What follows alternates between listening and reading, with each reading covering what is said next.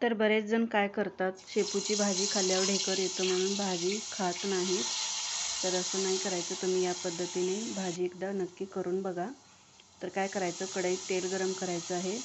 मी लसूण, हिरवी मिरची आणि त्यातच लागेल तेवढं मीठ एकत्र कुटून घेतलं होतं ते टाकायचं. त्यानंतर शेपूची भाजी स्वच्छ धुवून मग चिरून घ्यायची, ती टाकली आहे. मुगाची डाळ थोडीशी धुवून टाकली आहे. सगळं असं एकत्र करून घ्यायचं. डाळ शिजेल एवढं आपल्याला पाणी टाकायचं आहे.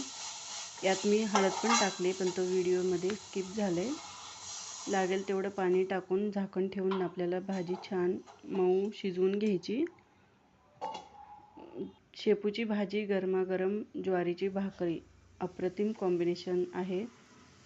भाजी आपली इथे बघू शकता छान शिजली आहे.